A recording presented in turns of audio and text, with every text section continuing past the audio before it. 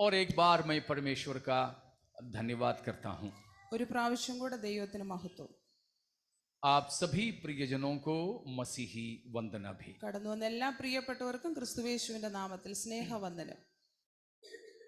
परमेश्वर इस साल का लगभग 2 हफ्ते हमें संभाला। ഈ വർഷത്തിന്റെ 2 ആഴ്ച കർത്താവ് നമ്മെ പരിപാലിച്ചു. आगे भी हमें चलाने में हमारे परमेश्वर सक्षम हैं। മുൻപോട്ടും നമ്മെ നയിക്കുവാനായി കർത്താവ് സർവശക്തനാണ്. उस परमेश्वर पर हम पूरा भरोसा करते हुए अपना जिंदगी को बिता सकें। മുമ്പോട്ടും നമ്മെ വിശ്വസ്തയോടെ പരിപാലിക്കുവാൻ കഴിയുന്ന ദൈവത്തിന്റെ കരങ്ങളിൽ നമ്മെ ഏൽപ്പിച്ചുകൊണ്ട് നമുക്ക് ദൈവസന്നിധിയിലായിരിക്കാം. हमने आज पढ़ा फिलिपियों के लिए पौलुस की पत्रिका 14 अध्याय 1 से 9 तक की पद है। നാം ഇന്ന് വായിച്ചത് ഫിലിപ്പിയ ലേഖനം 4 അധ്യായം 4 മുതൽ 9 വരെയുള്ള വാക്യങ്ങളാണ്. 1 മുതൽ 9 വരെയുള്ള വാക്യങ്ങളാണ്. तो जैसे मैंने कहा, ये पौलुस की कारागार पत्रिकाओं में से एक है। പൗലോസിന്റെ കാരാഗ്രഹ ലേഖനങ്ങളിൽ ഒന്നാണിത്. इसमें पौलुस सर्वाधिक इस्तेमाल करने वाला एक शब्द है जॉय या रिजॉइस। ഇതിൽ ഏറ്റവും കൂടുതൽ പൗലോസ് ഉപയോഗിക്കുന്നതാണ് സന്തോഷം അല്ലെങ്കിൽ ആനന്ദം എന്നുള്ളത്. या आनंदित होने के लिए पौलुस इसमें सबसे ज्यादा कहा है। എപ്പോഴും സന്തോഷമായിട്ടിരിക്കുവാൻ പൗലോസ് ഇതിൽ ഏറ്റവും കൂടുതൽ പ്രാവശ്യം പറയുന്നു.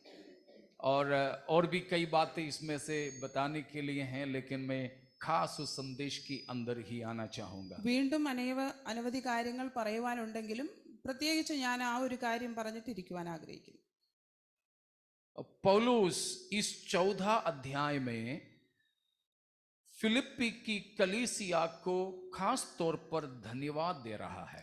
ഈ 4 അധ്യായത്തിൽ ഫിലിപ്പിയ സഭയ്ക്ക് പൗലോസ് നന്ദി പറയുകയാണ് ചെയ്യുന്നത്. कारागार में पौलुस के रहने के समय इस कलीसिया ने कुछ भेंट भौतिक राशि उन्हें पहुंचाया था। കാരാഗ്രഹത്തിൽ പൗലോസ് ആയിരിക്കുമ്പോൾ ഈ ദൈവസഭ ഭൗമികമായി ചില കാര്യങ്ങളിൽ സഹായിക്കുകയുണ്ടായി. पौलुस कहता है मुझे जरूरत नहीं था, പൗലോസ് പറയുന്നുണ്ട് എനിക്ക് ആവശ്യമില്ലായിരുന്നു, इसलिए नहीं कि मुझे जरूरत नहीं था, എനിക്ക് വേണ്ടാഞ്ഞിട്ടല്ല ആവശ്യമില്ലാതിരുന്നത്, परंतु എന്നാൽ बाकी बोल सकते हो आप।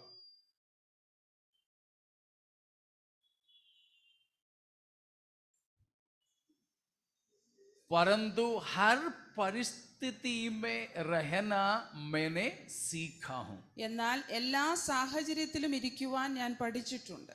हर समय एक जैसा रहना मेरे से होता है, എല്ലാ സാഹചര്യങ്ങളിലും ഒരുപോലെ ഇരിക്കുവാൻ എനിക്ക് പറ്റും. इसीलिए मुझे आपकी धनराशि की जरूरत नहीं था। അതുകൊണ്ടാണ് നിങ്ങളുടെ സഹായം എനിക്ക് വേണ്ടാതിരുന്നത്. समझ में आया? മനസ്സിലായല്ലോ? उसी के लिए है पौलुस यहां बताया है the power of Christian life. അതിനു വേണ്ടിയിട്ടാണ് പൗലോസ് ഇവിടെ പറഞ്ഞത് ക്രിസ്തീയ ജീവിതത്തിന്റെ ശക്തി എന്നുള്ളത്. क्या है? എന്താണ് मसीही जिंदगी का ताकत क्या है? ക്രിസ്തീയ ജീവിതത്തിന്റെ ശക്തി എന്താണ്? वहां पर बताया है जो मुझे बलवंत करता है उसकी द्वारा मैं सब कुछ कर सकता हूं। എന്നെ ശക്തനാക്കുന്നവൻ മുഖാന്തരം ഞാൻ സകലത്തിനും മതിയായവൻ. जो मुझे बलवंत करता है उसके द्वारा मैं सब कुछ कर सकता हूं। എന്നെ ശക്തനാകുന്നവൻ മുഖാന്തരം എനിക്ക് എല്ലാം ചെയ്യുവാൻ കഴിയും. क्या क्या चीज? എന്തെല്ലാമാണ്? यहां बताया हुआ बात है तंगी में मुसीबत में भी ऐसा मैं रह सकता हूं जैसा मैं बड़ा लक्ष्वरी में रह रहा हो, बहुतायता में मैं जी रहा हो। ഇവിടെ പറഞ്ഞിരിക്കുന്ന വിഷയം എന്ന് പറയുന്നത് ബുദ്ധിമുട്ടിന്റെയും പ്രയാസങ്ങളുടെയും നടുവിലും ഞാൻ വളരെയധികം ധനവും സമ്പത്തും ഉള്ളവൻ എന്ന ഭാവത്തോടെ എനിക്ക് ജീവിക്കുവാൻ കഴിയും. समझ में आ रहा ना? മനസ്സിലായല്ലോ? ये हमसे होता है? നമ്മളെയും കൊണ്ട് പറ്റുമോ? Praise God. होना चाहिए। നമുക്ക് കഴിയണം. क्या चीज? എന്താണ്? हर परिस्थिति में एक जैसे रहे। എല്ലാ സാഹചര്യത്തിലും ഒരുപോലെ ഇരിക്കുവാൻ. आर्थिक बातों में भी ऐसा ही है, സാമ്പത്തിക കാര്യങ്ങളിലും അങ്ങനെ തന്നെയാണ്, शारीरिक बातों में भी ऐसा है, ശാരീരിക വിഷയങ്ങളിലും അങ്ങനെ തന്നെയാണ്, सामाजिक चीजों में भी, സാമൂഹിക കാര്യങ്ങളിലും അങ്ങനെ തന്നെ. हर परिस्थिति में एक जैसा हम रहें। എല്ലാ സാഹചര്യത്തിലും ഒരുപോലെ ആയിരിക്കുക. वो है हमें शक्ति देने वाला, हमें ताकत देने वाले का ताकत और अनुग्रह की कामयाबी। അതാണ് നമ്മെ ശക്തീകരിക്കുകയും നമുക്ക് ശക്തി നൽകുകയും ചെയ്യുന്ന ദൈവത്തിന്റെ ശക്തി. Praise God. इसीलिए आज आप लोगों को बताने के लिए परमेश्वर ने खास मुझसे ये कहा है कि मसीही जिंदगी आनंद की जिंदगी है। അതുകൊണ്ട് ഇന്ന് പ്രത്യേകാൽ നിങ്ങളോട് പറയുവാൻ എന്നെ പരിശുദ്ധാത്മാവ് ഏൽപ്പിച്ചത് ക്രിസ്തീയ ജീവിതം ആനന്ദകരമായ ജീവിതമാണ്. ये तो हम गाते भी तो है ना, ഇത് നാം പാടാറുണ്ട്. तो फिर क्या संदेश देना इसमें? പിന്നെ എന്താണ് ഇതിൽ നിന്ന് പ്രസംഗിക്കുവാനുള്ളത്? कोई नई बात थोड़ी है, പുതിയ കാര്യങ്ങളൊന്നുമല്ലല്ലോ. पक्का ये नई बात नहीं है। ഇത് പുതിയൊരു കാര്യമല്ല. लेकिन क्या हमारे मसीह की जिंदगी आनंद की जिंदगी है? എന്നാൽ നമ്മുടെ ക്രിസ്തീയ ജീവിതം ആനന്ദകരമായ ജീവിതമാണോ? प्लीज। कई बार हमारे चेहरा उदासी से लटक जाते हैं। അനേക തവണ നമ്മുടെ മുഖം വളരെ വിഷാദത്താൽ നിറഞ്ഞ് നാം കുനിഞ്ഞു പോകാറുണ്ട്. कई बार हम हियाव छोड़ देते हैं, നാം പലപ്പോഴും നമ്മുടെ ശക്തി ക്ഷയിച്ചു പോകുന്നു, മടുത്തു പോകുന്നു. सही है ना, है कि नहीं? कई बार हमारे अंदर आत्मिक उन्माद नहीं रहती है, നമ്മുടെ ഉള്ളിൽ പലപ്പോഴും ആത്മീയമായ ഒരു ഉന്മേഷം ഉണ്ടായിരിക്കുകയില്ല. many a times our life becomes so sad and a drowsy life. कई बार हमारा मसीही जिंदगी उदासी छाकर हियाव छोड़कर बस करने की विचार में होता है. അനേക പ്രാവശ്യം നമ്മുടെ ജീവിതത്തിലെ നമ്മുടെ ധൈര്യം ക്ഷയിച്ചു പോയി ഇനി മതി എന്ന് പറയുന്ന ഒരു സ്ഥിതിയിലേക്ക് നാം എത്താറുണ്ട്. Many a times, कई बार हम ऐसे मोड़ पर आ जाते हैं, we are about to give up, हम बस करने के लिए बस आगे बिल्कुल नहीं जा सकते हैं, नहीं जाना है, ऐसा स्थिति में അനേകം തവണ നമ്മുടെ ജീവിതത്തിൽ അങ്ങനെ ഒരു വഴിത്തിരിവിലേക്ക് നാം വരാറുണ്ട്. ഇനി മുമ്പോട്ട് ചുവട് വെക്കുവാൻ എനിക്ക് കഴിയുകയില്ല, മതി. अंदर ही अंदर एक जलन, और जलन मतलब वो वाला जलन नहीं, कौन सा, हाँ, दूसरों से, मैं तो आशीष से जो जलता हूं वो वाला जलन नहीं है, ठीक है ना, परंतु प्रभु के लिए जो ज्वलनशीलता मेरे अंदर होना चाहिए वो बुझ जाता है. കർത്താവിന് വേണ്ടി കത്തി ജ്വലിക്കുന്ന ആ ഒരു അവസ്ഥ നമ്മുടെ ജീവിതത്തിൽ നിന്നും അണഞ്ഞു പോകുന്നു. परमेश्वर ने मुझे कई साल पहले बताया हुआ एक बात है. അനേക വർഷം മുമ്പ് കർത്താവ് എന്നോട് പറഞ്ഞൊരു കാര്യമുണ്ട്. तेरे हड्डी की अंदर की, मलयालम में मज्जा बोलते हैं, हिंदी में क्या बोलते हैं अजी? मज्जा बोलते हैं. मज्जा को या घी को निकाल देना. കർത്താവ് എന്നോട് പറഞ്ഞത് നിന്റെ എല്ലിനകത്തുള്ളതായ മജ്ജയെ നീക്കിക്കളയണം. मैरो, बोन मैरो ना, मज्जा, ठीक है, और कुछ है तो आप बता देना. समझ में आ गया ना?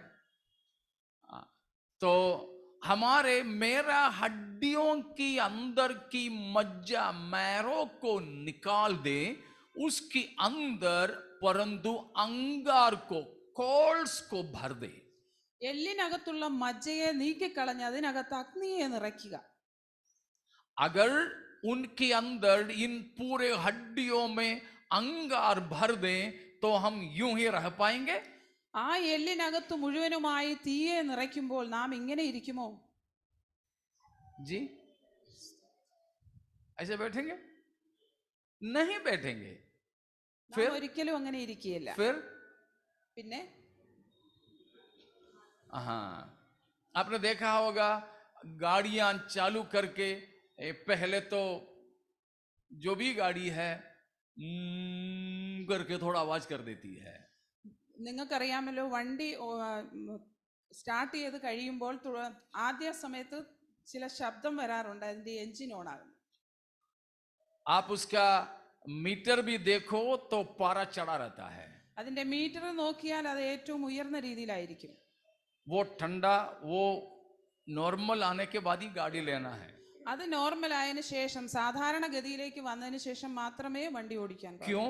എന്തുകൊണ്ടാണ്? क्या हो रहा है?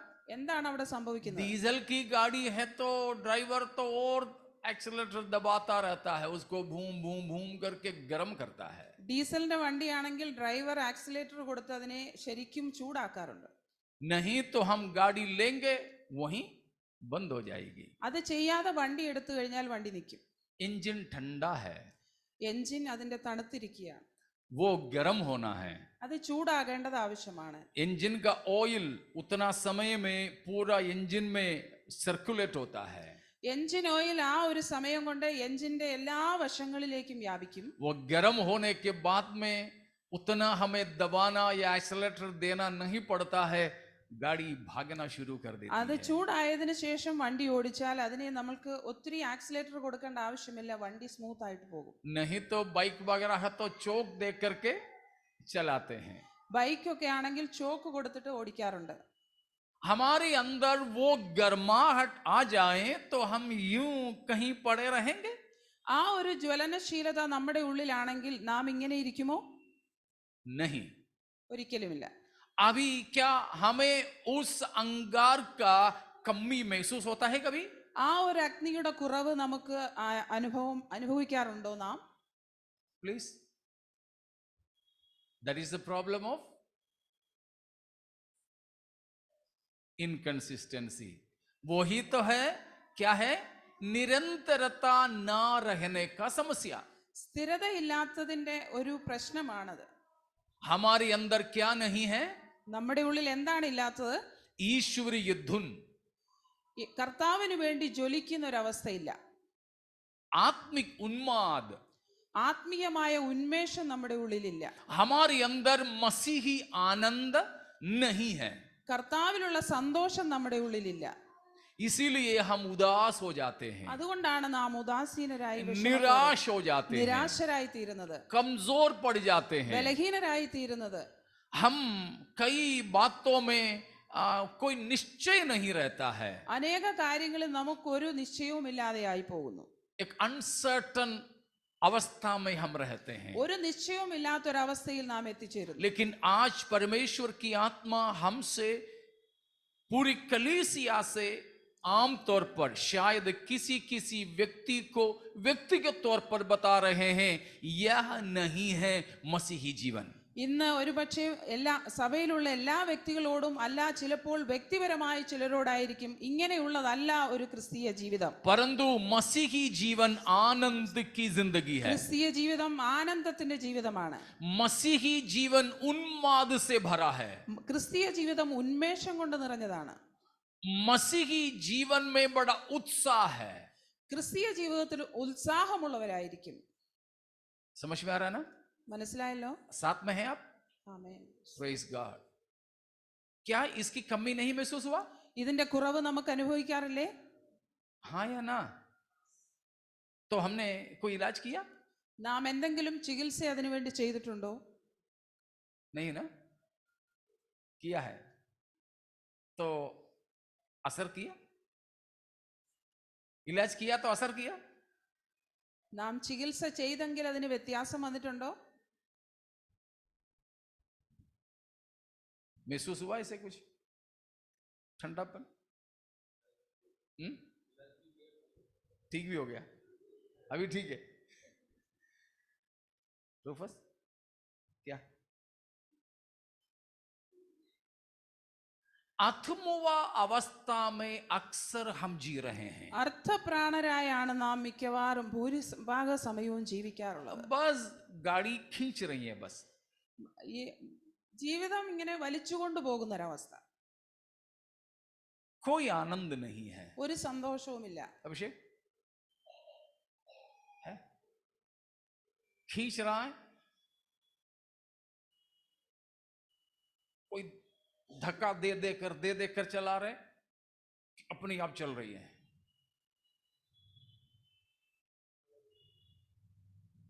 समझ। आत्मिक चीजों में हमारा उत्साह कैसे है? ആത്മീയ കാര്യങ്ങളിൽ നമ്മുടെ ഉത്സാഹം എങ്ങനെയാണ്? प्यारो, किसी भी परिस्थिति में एक मसीही जन रहे, ये आनंद कभी नहीं बुझता है। ഏത് സാഹചര്യത്തിൽ ഒരു ക്രിസ്ത്യാനി ജീവിച്ചാലും ഈ ആനന്ദം നമ്മുടെ ജീവിതത്തിൽ നിന്നും അണഞ്ഞു പോവുകയില്ല. चाहे एफेसोस में या पतमुस में, എഫെസോസിലായാലും പത്മോസിലായാലും, मरकुस की ऊपरी कोठरी हो മർക്കോസിന്റെ മാളിക മുറിയിലായാലും, या रोम की कारागार का अंतरी काल कोठरी हो, റോമാൻ കാരാഗ്രഹത്തിന്റെ അകത്തുള്ള മുറിയിലായാലും, दोनों एक मसीही जन के लिए बराबर है। രണ്ടും ഒരു ക്രിസ്ത്യാനിക്ക് ഒരുപോലെയാണ്. बीमारी की अवस्था हो या चंगाई की, ശരീരത്തിന് സൗഖ്യമുള്ള അവസ്ഥയായാലും രോഗിയായ അവസ്ഥയായാലും, लोग जब हमारे साथ और समर्थन दे तब भी लोग हमें छोड़ दे, त्याग दे, हमें अकेला छोड़ करके चले जाएं, तब भी मसीह की जिंदगी आनंद की जिंदगी है। उनके अंदर एक आनंद भरा रहता है, उन्माद भरी रहती है। കൂടെ കാണുമെന്ന് ചിന്തിക്കുന്നവർ നമ്മുടെ കൂടെ ഉണ്ടായാലും ഇല്ല എങ്കിലും ക്രിസ്തീയ ജീവിതം എപ്പോഴും ആനന്ദത്തിന്റെയും ഉന്മേഷത്തിന്റെയും ജീവിതമാണ്. अगर आज हमारे जीवन में वो आनंद की कमी है, आज परमेश्वर हमें उत्साह देता है, उस आनंद में हम वापस आ जाएं। ഇന്ന് ആ ആനന്ദവും സന്തോഷവും നമ്മുടെ ഉള്ളിൽ കുറവാണെങ്കിൽ കർത്താവ് നമ്മളോട് പറയുന്ന ആനന്ദത്തിലേക്കും ഉന്മേഷത്തിലേക്കും മടങ്ങി വരിക. वो आनंद हमारे अंदर नहीं होने की वजह से हम यहाँ तक कि बाइबल पढ़ने की भी इच्छा नहीं होता है, पढ़ते समय भी नींद आ जाती है। ഈ ആനന്ദം നമ്മുടെ ഉള്ളിൽ ഇല്ലാത്തതുകൊണ്ട് ദൈവവചനം വായിക്കുവാൻ നമുക്ക് തോന്നാറില്ല, അഥവാ തോന്നിയാലും നമുക്കൊരു ഉത്സാഹവുമില്ല. ये आनंद हमारे अंदर न होने की वजह से नींद आ जाती है, ഈ ആനന്ദം നമ്മുടെ ഉള്ളിൽ ഇല്ലാത്തതുകൊണ്ട് ഉറക്കം വരും, आलसीपन आ जाता है। അലസരായി നാം തീരും. कई बार हमें नाक से लेने वाली ऑक्सीजन कम पड़ता है, इसलिए मुंह खोल के लेना पड़ता है। അനേകം തവണ മൂക്കിൽ കൂടെ ശ്വാസം എടുക്കേണ്ട നാം വായിൽ കൂടെയും എടുക്കും. समझ में आया ना क्या है? മനസ്സിലായല്ലോ?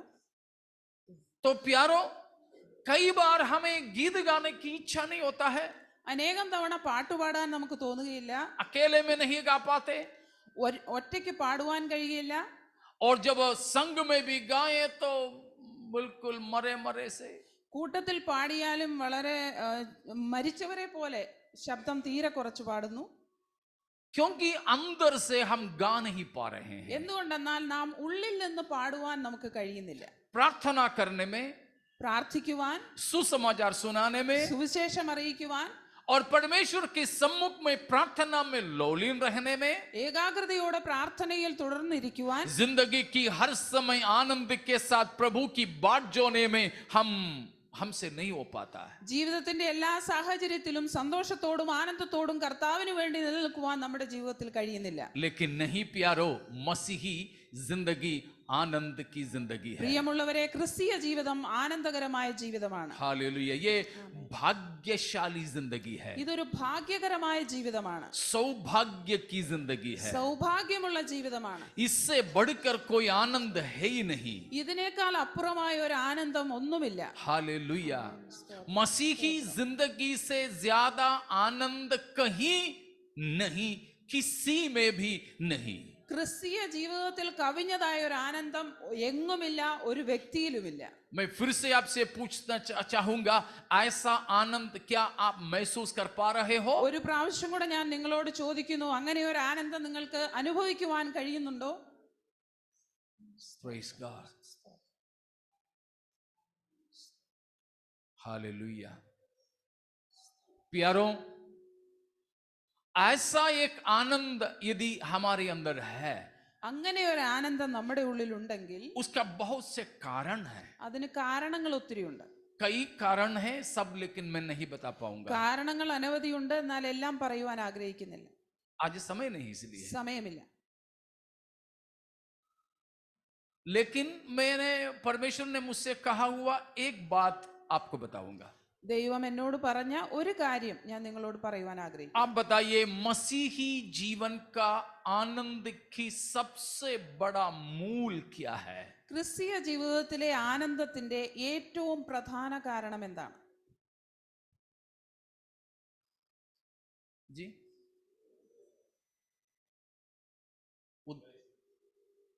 Christ himself. प्रभु ने आज मुझसे कहा एक बात यह है कि जैसे दाऊद ने कहा, കർത്താവ് എന്നോട് ഇന്ന് പറഞ്ഞൊരു കാര്യം ഇങ്ങനെയാണ്, ദാവീദ് പറഞ്ഞതുപോലെ, मैं घोर अंधकार से भरी मृत्यु की तराई से होकर भी गुजरूं तो मैं नहीं डरूंगा। കൂരിരുൾ താഴ്വരയിൽ കൂടി മരണത്തിന്റെ താഴ്വരയിൽ കൂടി നടന്നാലും ഞാൻ ഭയപ്പെടുകയില്ല. मृत्यु की कालिमा छाया हुआ तराई, മരണത്തിന്റെ ആ കറുത്ത മേഘം നിറഞ്ഞതായ താഴ്വര, मैं अकेला हूं वहां, ഞാൻ ഒറ്റയ്ക്കാണ് അവിടെ, लेकिन मैं नहीं डरूंगा। എന്നാൽ ഞാൻ ഭയപ്പെടുകയില്ല. कारण क्या है जॉन? കാരണം എന്താണ്? जोर से बोलो। अंदर आनंद है तो उस हिसाब से बोलो, नहीं तो ऐसे बोलो। जोहान, क्योंकि तू मेरा साथ रहता है, കാരണം നീ എന്നോട് കൂടെ ഇരിക്കുന്നുവല്ലോ. क्योंकि मसीही जिंदगी अकेला की जिंदगी नहीं है। എന്തുകൊണ്ടെന്നാ ക്രിസ്തീയ ജീവിതം തനിച്ചുള്ള ഒരു ജീവിതമല്ല. मैं और आप अगर मसीही जीवन शुरू किया है, उस घड़ी से लेकर हम अकेले नहीं हैं। ഞാനും നിങ്ങളും ക്രിസ്തീയ ജീവിതം ആരംഭിച്ചെങ്കിൽ ആ നിമിഷം മുതൽ നാം തനിയെയല്ല. हालेलुया। उस समय से लेकर परमेश्वर हमारे साथ है। ആ സമയം മുതൽ കർത്താവ് നമ്മളോട് കൂടെയുണ്ട്. कौन सा परमेश्वर? ഏത് ദൈവം? त्रिएक परमेश्वर, ത്രിയേകനായ ദൈവം, सर्वशक्तिमान, സർവശക്തനായ ദൈവം, सर्वव्यापी, സർവവ്യാപിയായ ദൈവം, सर्वज्ञानी परमेश्वर, സർവജ്ഞാനിയായ ദൈവം, वो परमेश्वर हमारे साथ है। ആ ദൈവം നമ്മോട് കൂടെയുണ്ട്. अकेला नहीं है, ഒരിക്കലും നാം തനിച്ചല്ല. वो भी एक गूंगा ईश्वर नहीं, സംസാരിക്കുവാൻ കഴിയാത്ത ഊമനായ ഒരു ദൈവമല്ല, परंतु हमारे साथ साथ चलते हुए हमसे प्रेम के साथ में वार्तालाप करने वाले एक परमेश्वर है। നമ്മോടൊപ്പം നടന്ന് സ്നേഹത്തോടെ നമ്മോട് സംസാരിക്കുന്ന ദൈവമാണ് നമ്മുടെ ദൈവം. और किसी का फोन न आए, ആരുടെയും ഫോൺ വന്നില്ലെങ്കിലും, हम किसी को लगाए मगर उठाए नहीं, നാം ആരെങ്കിലും വിളിച്ചാൽ അവർ എടുത്തില്ല എങ്കിലും, हमें कोई संदेश न भेजे, ആരും നമുക്കൊരു സന്ദേശം അയച്ചില്ലെങ്കിലും, हमें मिलने कोई नहीं आए, നമ്മെ കാണുവാൻ ആരും വന്നില്ലെങ്കിലും, हमें जाने के लिए कोई जगह नहीं हो, നമുക്ക് പോകുവാൻ ഒരു സ്ഥലമില്ലെങ്കിലും, तो भी मैं और आप अकेले नहीं है। എന്നാലും ഞാനും നിങ്ങളും ഒരിക്കലും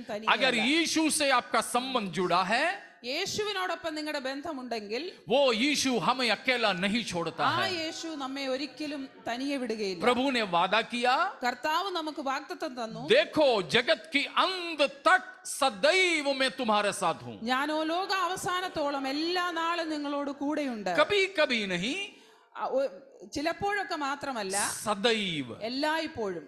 जब तक हम रहेंगे, നാം ജീവനോടെ ഇരിക്കുമ്പോൾ വരെ, जब तक अंत न आए, അവസാനം വരുന്നത് വരെ प्रभु हमारे साथ है। ദൈവം നമ്മോട് കൂടെയുണ്ട്. वो भी चुपचाप से नहीं, സംസാരിക്കാത്ത ഒരു ദൈവമായല്ല, परंतु हमसे बातें करने वाला। നമ്മോട് സംസാരിക്കുന്ന ഒരു ദൈവം. समझ में आ रहा ना? ആമേൻ. हमसे बातें करने वाला, നമ്മോട് സംസാരിക്കുന്ന ഒരു ദൈവം, एक कम्युनिंग गॉड, നമ്മളോട് കൂട്ടായ്മ ആചരിക്കുന്ന ദൈവം, हमसे बातें करने वाला। നമ്മോട് സംസാരിക്കുന്ന ദൈവം. क्या क्या बात करेंगे? എന്തെല്ലാമാണ് നമ്മോട് സംസാരിക്കുന്നത്? अपनी खुशियां हमसे बांटेंगे, തന്റെ സന്തോഷം നമ്മളോടൊത്ത് സംസാരിക്കും, अपनी दुख हमसे बांटेंगे। ദുഃഖം നമ്മളോട് പങ്കുവയ്ക്കും. परमेश्वर को दुख है क्या? ദൈവത്തിന് ദുഃഖമുണ്ടോ? होता है क्यों शोभा? परमेश्वर को दुख होता है? नहीं ना? क्यों रूथ? परमेश्वर को दुख होता है? नहीं होता है। रोहन?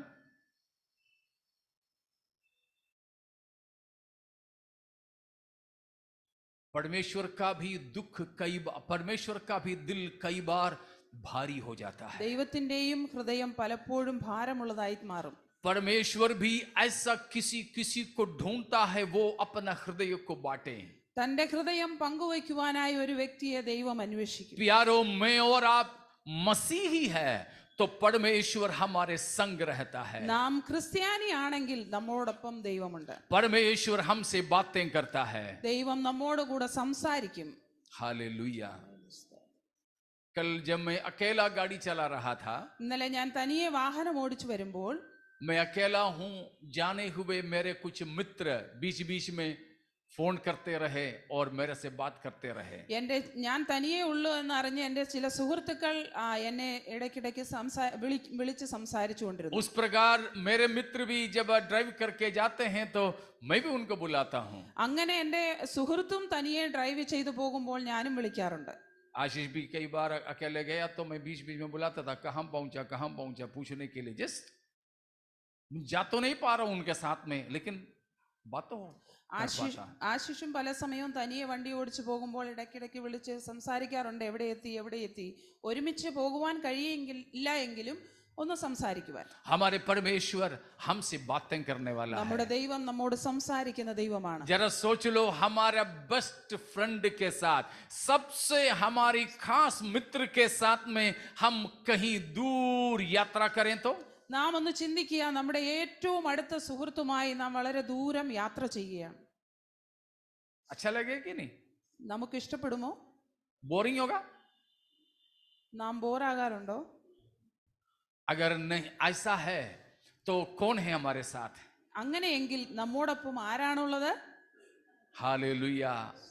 अगर फिर भी हम निराश और हताश होते हैं तो उसका मतलब we don't acknowledge Christ as our best friend. हमारा सबसे खास प्रेमी व्यक्ति के तौर पर मसीह को हम अनुभव नहीं कर पा रहे हैं. കർത്താവിനെ അറിഞ്ഞു കഴിഞ്ഞതിന് ശേഷവും നാം ക്ഷീണിതരും നിരാശരും ദുഃഖിതരുമായി തീരുന്നുവെങ്കിൽ കർത്താവിനെ നമ്മുടെ ഏറ്റവും അടുത്ത സുഹൃത്തായി നമുക്ക് ഒരിക്കലും കാണുവാൻ കഴിഞ്ഞിട്ടില്ല എന്നുള്ളതാണ് സത്യം. देखिए, आज हमने पढ़ा हुआ फिलिपियों 4 में നാം ഇന്ന് വായിച്ച ഫിലിപ്പി ലേഖനം 4-ാം അധ്യായത്തിൽ നോക്കാം. उसका 4था वचन, 4-ാമത്തെ വാക്യം.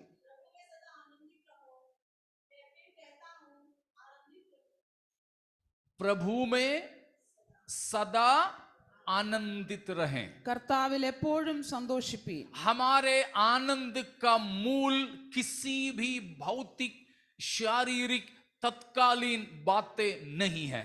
നമ്മുടെ സന്തോഷത്തിന് നിദാനം ഭൗമികമായോ താൽക്കാലികമായോ ഉള്ള ഏതെങ്കിലും ഒരു ചെറിയ കാര്യങ്ങളിൽ അടിസ്ഥാനപ്പെട്ടതല്ല. Our joy is a person centric. एक व्यक्ति पर आधारित है हमारा आनंद. ഒരു വ്യക്തിയെ കേന്ദ്രീകരിച്ചുള്ളതാണ് നമ്മുടെ ആനന്ദം. किसी संपत्ति पर नहीं, ഒരു സമ്പത്തിനെയും ആശ്രയിച്ചല്ല, घटना पर नहीं, ഒരു സംഭവത്തെ ആശ്രയിച്ചല്ല, परंतु एक व्यक्ति पर आधारित है. എന്നാൽ ഒരു വ്യക്തിയെ കേന്ദ്രീകരിച്ചുള്ളതാണ്. कौन है? ആരാണ് വ്യക്തി? हमारे परमेश्वर, നമ്മുടെ ദൈവം. हालेलुया. प्रभु में हम आनंदित रहें. നാം കർത്താവിൽ എപ്പോഴും സന്തോഷിക്കുക. तो हमारे आनंद तभी घट सकता है जब ये व्यक्ति को कुछ हो जाए. നമ്മുടെ സന്തോഷം കുറയുന്നത് ഈ വ്യക്തിക്ക് എന്തെങ്കിലും സംഭവിക്കുമ്പോഴാണ്. कुछ होता है? എന്തെങ്കിലും സംഭവിക്കാറുണ്ടോ? इस प्रभु को कुछ होता है? ഈ കർത്താവിന് എന്തെങ്കിലും സംഭവിക്കാറുണ്ടോ? यहां तक कि स्वभाव भी कभी बदलता है? ഈ സ്വഭാവം മാറാറുണ്ടോ? ഒരിക്കലുമില്ല. हमारे जीवन साथी भी हो, मूड बदल जाता है. നമ്മുടെ കൂട്ടാളിയാണെങ്കിൽ പോലും മൂഡ് മാറാറുണ്ട്. हमारे माता पिता और बच्चों के मूड बदलते हैं. നമ്മുടെ മാതാപിതാക്കളുടെയും കുഞ്ഞുങ്ങളുടെയും സ്വഭാവം മാറും. लेकिन ये प्रभु में कोई बदलाहट नहीं. എന്നാൽ ഈ കർത്താവിന് ഒരു മാറ്റവുമില്ല. प्रभु में आनंदित रहो. കർത്താവിൽ സന്തോഷിപ്പീൻ. हमारे आनंद का मूल हमारे प्रभु का ही अस्तित्व है. നമ്മുടെ സന്തോഷത്തിന് നിദാനം കർത്താവിന്റെ നിലനിൽപ്പാണ്. आस्तिक्यമാണ്, നിലനിൽപ്പല്ല, ആസ്തിക്യമാണ്. और उसके बाद में देखिए कि हमारी आनंद का मूल, अगला पद, അടുത്ത വാക്യം നമ്മുടെ സന്തോഷത്തിന്റെ നിദാനം.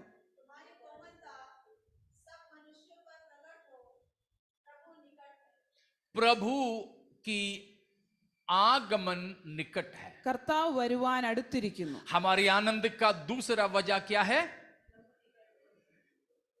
हमारे प्रभु का आगमन है. നമ്മുടെ ആനന്ദത്തിന്റെ രണ്ടാമത്തെ കാരണം നമ്മുടെ കർത്താവ് വരുവാൻ അടുത്തിരിക്കുന്നു. Praise God. ആമേൻ. हमारी हॉस्टल में रहने वाले बच्चे, നമ്മുടെ ഹോസ്റ്റലിൽ താമസിക്കുന്ന കുഞ്ഞുങ്ങൾ हमारे घर में आने वाले हैं तो घर वालों को अच्छा लगता है. നമ്മുടെ വീട്ടിൽ വരുമ്പോൾ നമുക്ക് വീട്ടിലുള്ളവർക്ക് സന്തോഷമായിരിക്കുമോ? यहाँ रहने वाले जवान बच्चे अपने घर जाते समय खुश हो जाते हैं? ഇവിടെ താമസിക്കുന്ന നമ്മുടെ യുവജനങ്ങൾ അവരുടെ വീട്ടിലേക്ക് പോകുമ്പോൾ സന്തോഷിക്കാറുണ്ടോ? मैं बोलना शुरू किया तब भी कृपा तो मुस्कुराना शुरू कर दी। तो हमारे प्रियजनों के आना हमारे लिए बहुत ही आनंद की बात है। നമ്മുടെ പ്രിയമുള്ളവർ വരുന്നത് നമുക്ക് വളരെ സന്തോഷം തരുന്ന ഒരു കാര്യമാണ്. बिजन आएगा करके पता चले तो रूफस काउंटडाउन शुरू करता है. ബിജിൻ വരുന്നു എന്ന് അറിഞ്ഞു കഴിഞ്ഞാൽ റൂഫസ് പിന്നെ ദിവസങ്ങൾ എണ്ണാൻ തുടങ്ങും. अब इतना दिन इतने घंटे बीच बीच में पूछेगा अगले हफ्ता ये समय बताओ इधर कौन होगा. ചിലപ്പോൾ ഇടയ്ക്ക് ചോദിക്കാറുണ്ട് അടുത്ത ആഴ്ച ഈ സമയത്ത് ഇവിടെ എന്തായിരിക്കും. एक दैट इज कॉल्ड परूसिया. आपने शायद वो शब्द सुने होंगे, परूसिया एक यूनानी शब्द है. परूसिया അതാണ് പറൂസിയ എന്ന് പറയുന്നത്. നിങ്ങൾ ഒരുപക്ഷെ കേട്ട് കാണും.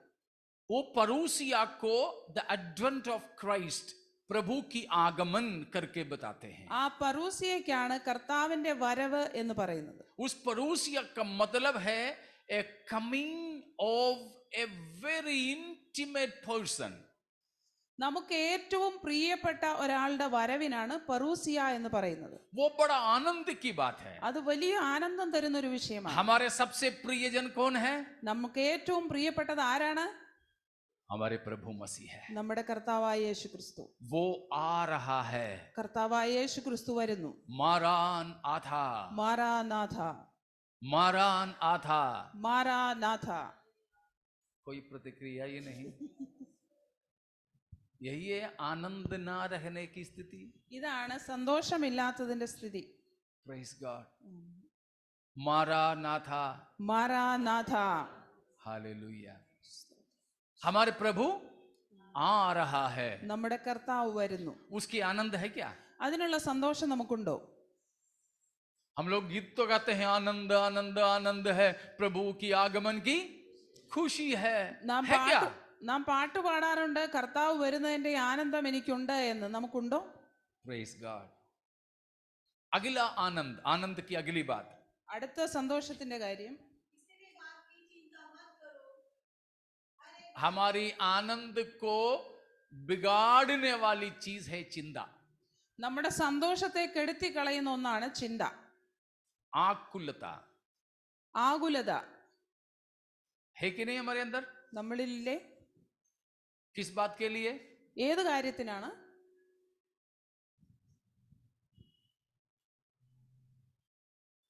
सुजीत ब्रदर है क्या? थोक का दुकान है कि जी, या राशन की दुकान है? आशीष होता है राशन में कि थोक में? जोहान को तो नहीं होगा ना? एंग्जाइटी है क्या? आपको भी है? बताइए, आज के लिए है कि कल के लिए है? നമ്മുടെ ചിന്തകളെല്ലാം ഇന്നത്തേക്ക് വേണ്ടിയാണോ നാളത്തേക്കുള്ളതാണോ? सिस्टर, आज के कि कल के लिए? कल के लिए. നാളത്തേക്ക് വേണ്ടി. अनुमति है? नहीं है. फिर भी करते हैं. ദൈവവചനം അതിന് നമുക്ക് അനുവാദം തരുന്നില്ല എങ്കിലും നാം നാളേക്കായി ചിന്തിക്കും. फिर भी वो पाप है करके मानते हैं? എന്നാലും നാം അത് പാപമായി സമ്മതിക്കാറുണ്ടോ? अक्सर नहीं. बाकी सब पापों के लिए तो माफी मांगे होंगे, लेकिन इस चिंता करने की पाप के लिए माफी कभी शायद मांगे नहीं होंगे. ബാക്കി എല്ലാ പാപത്തിനും വേണ്ടി നാം ക്ഷമ ചോദിക്കും, എന്നാൽ ഈ ആകുലതയ്ക്ക് വേണ്ടി നാം ക്ഷമ ചോദിക്കാറില്ല. आज प्रभुभोज में भाग लेने से पहले उसके लिए भी माफी मांगना. ഇന്ന് തിരുമേശയിലേക്ക് തിരിയുന്നതിന് മുമ്പേ നാം അതിനുവേണ്ടിയും ദൈവത്തോട് ക്ഷമ ചോദിക്കുക. क्यों हम आकुल हो जाते हैं? എന്തുകൊണ്ടാണ് നാം ആകുല ചിത്തരായി മാറുന്നത്? क्योंकि हमारे परमेश्वर को हम बराबर पहचानते नहीं. നാം നമ്മുടെ ദൈവത്തെ യഥാർത്ഥമായും മനസ്സിലാക്കിയിട്ടില്ല. इसीलिए यहां पर कहा है तुम आनंदित रहना है तो चिंता नहीं करना है. അതുകൊണ്ടാണ് ഇവിടെ പറഞ്ഞിരിക്കുന്നത് നിങ്ങൾക്ക് സന്തോഷിക്കണമെങ്കിൽ ആകുലപ്പെടരുതെന്ന്. आज हमारी चिंताएं दूर हो जाए. ഇന്ന് നമ്മുടെ ആകുലതകളെല്ലാം ദൂരെ മാറിപ്പോകട്ടെ. आज के लिए सब कुछ ठीक है ना? ഇന്നത്തേക്ക് വേണ്ടി എല്ലാം ഓക്കെ അല്ലേ? है कि नहीं? कितने दिन के लिए चावल और गेहूं भरा है? എത്ര ദിവസത്തിന് വേണ്ടി നമ്മുടെ വീട്ടിൽ അരിയും ഗോതമ്പും എല്ലാം ഉണ്ട്? कितने दिनों के लिए बैंक में भी कुछ पड़ा है? എത്ര ദിവസത്തിന് വേണ്ടി ബാങ്കിൽ പൈസയുണ്ട്? है कि नहीं? ഇല്ലേ? फिर भी चिंता क्यों? എന്നാലും നാം ആകുലപ്പെടാറുണ്ട്. എന്തുകൊണ്ട്? प्यारो, हमारे मसीही आनंद और ईश्वरीय उन्माद को नष्ट करने वाला एक बड़ा वायरस है, कीटाणु है ये चिंता. നമ്മുടെ ആത്മീയ സന്തോഷത്തെയും കർത്താവിലുള്ള നമ്മുടെ ഏകാഗ്രതയും നശിപ്പിക്കുന്ന ഒന്നാണ് ഈ ആകുലത എന്നത്. ये आकुल होने के बदले में हमारे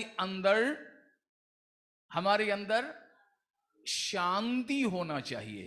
നാം ആകുല ചിത്തരാകുന്നതിന് പകരം നാം സമാധാനമുള്ളവരായിരിക്കേണ്ടതാണ്. 3 बात देखिए 4 से 7 तक की वचनों में. 4 മുതൽ 7 വരെയുള്ള വാക്യങ്ങളിൽ 3 കാര്യങ്ങൾ പറയുന്നു. चौथा वचन में आनंद की बात. 4-ാമത്തെ വാക്യത്തിൽ സന്തോഷത്തിന്റെ കാര്യം. 5वीं वचन में आशा की बात. 5-ാമത്തെ വാക്യത്തിൽ നമ്മുടെ ആശ പ്രത്യാശയെ പറ്റി. 6 और 7 में 6-ലും 7-ലും शांति. സമാധാനം. वो भी कैसा शांति? അതും എങ്ങനെയുള്ള സമാധാനമാണ്?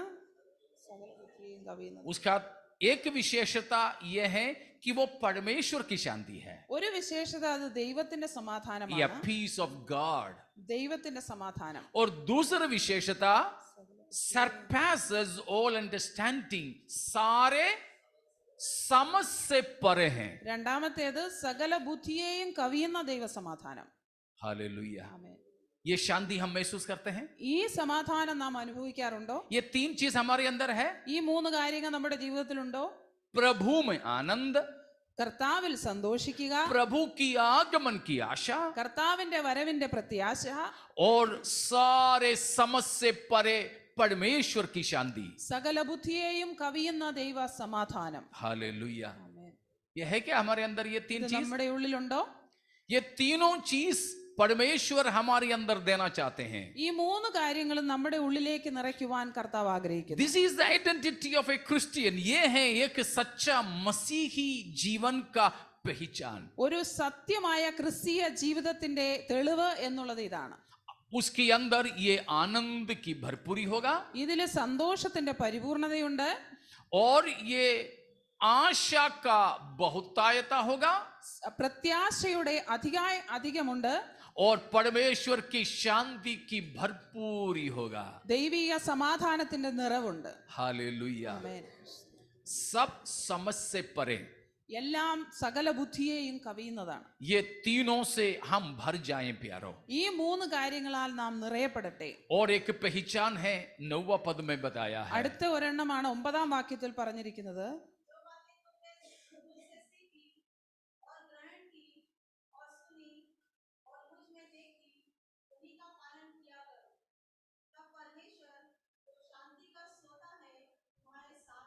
तुम्हारे, वो मैंने पहले ही बोला था कि परमेश्वर हमारे साथ.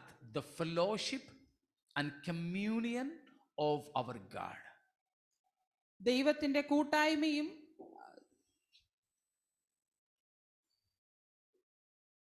उपस्थिति.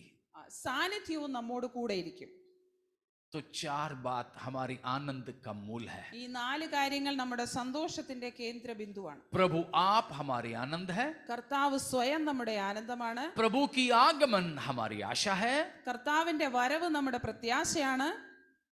प्रभु हमारे लिए सब कुछ करता है. प्रभु का पहचान हमारे शांति है. ദൈവത്തെ കുറിച്ചുള്ള തിരിച്ചറിവ് നമ്മുടെ സമാധാനമാണ്. ये परमेश्वर हमारे साथ रहता है. ഈ ദൈവം നമ്മോട് കൂടെ ഇരിക്കും. हालेलुया. ये पूरा हफ्ता नहीं, आयु भर इस अनुभवों में आगे बढ़ने के लिए परमेश्वर हमसे चाहते हैं. ഈ ഒരാഴ്ച മാത്രമല്ല നമ്മുടെ ആയുസ് മുഴുവനും ഈ ഒരു അവസ്ഥയിൽ ഇരിക്കുവാൻ ദൈവം നമ്മെ हम प्रभु से बोले, प्रभु जी आप मेरे साथ रहें और मुझसे बातें करते നാം रहें. കർത്താവിനോട് പറയാം, കർത്താവേ നീ എന്നോട് കൂടെ ഇരിക്കുക, എന്നോട് സംസാരിക്കുക. बच्चों, आप लोगों से भी प्रभु बातें करेंगे. കുഞ്ഞുങ്ങളെ, നിങ്ങളോടും ദൈവം സംസാരിക്കും. Take it as a challenge to listen to his voice. ഇതൊരു വെല്ലുവിളിയായി കുഞ്ഞുങ്ങൾ ഏറ്റെടുക്കുക.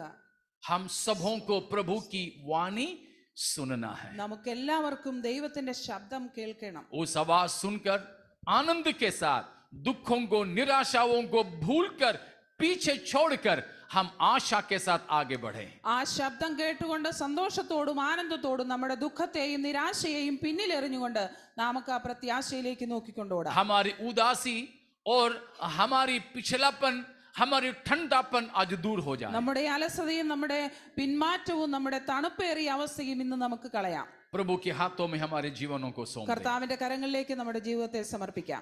मसीही जिंदगी आनंद की